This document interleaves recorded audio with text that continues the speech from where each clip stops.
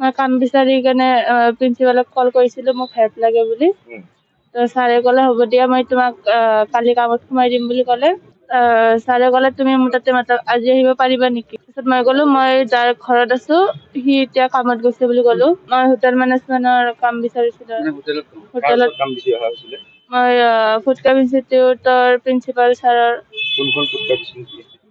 ৰঙাগড়ত যোনখন আছে প্ৰবাল শৰ্মা।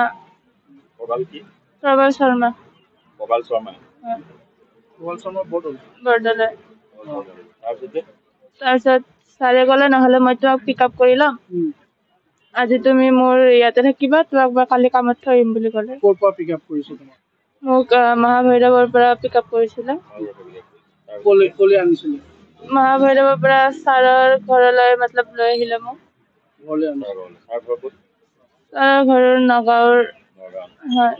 তাৰপিছত কি হৈছিলে তোমালোকৰ? তাৰপিছত তেতিয়া মই ৰাতি আমি দোকানতে ভাত চাত খাই কেনে ঘৰত গ'লো আৰু ঘৰত কোনো নাই মোক কোৱা নাছিলে। তাৰপিছত আমি ৰাতি ফ্ৰেছ হৈ কেনে মই শুব ওলাওঁতে ছাৰে মোৰ লগত বেয়া কাম কৰিব চেষ্টা কৰিছিল। ছাৰৰ ঘৰত কোনো নাছিল নেকি? নাছিলে। কোনো নাছিল। তুমি জানা নাই ছাৰৰ ঘৰত মানুহ আছিল? মই গম নাপাওঁ। তোমাক কোৱা নাছিল? তাৰপিছত তুমি কি কৰিলা? মই যেতিয়া শুই আছিলোঁ মোৰ ফোনটো চাৰ্জত আছিলে ন, তো তাৰ আগতে ছাৰে মোৰ লগত কৰিব চেষ্টা কৰিছিলে।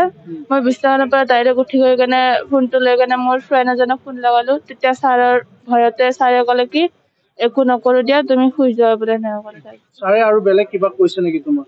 কিবা আৰু ইংগিত দিছিলে নেকি? ভাবো কিবা ছাৰে ক'লে এইবোৰ কৰাৰ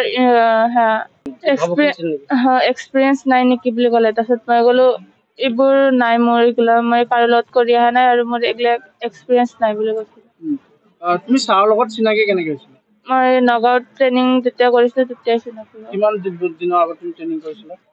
মই 24 চনত ছেপ্টেম্বৰ মাহৰ ট্ৰেইনিং মই জইন কৰিছিলোঁ। আৰক্ষী কাৰ্ড ছপা হৈছে নেকি?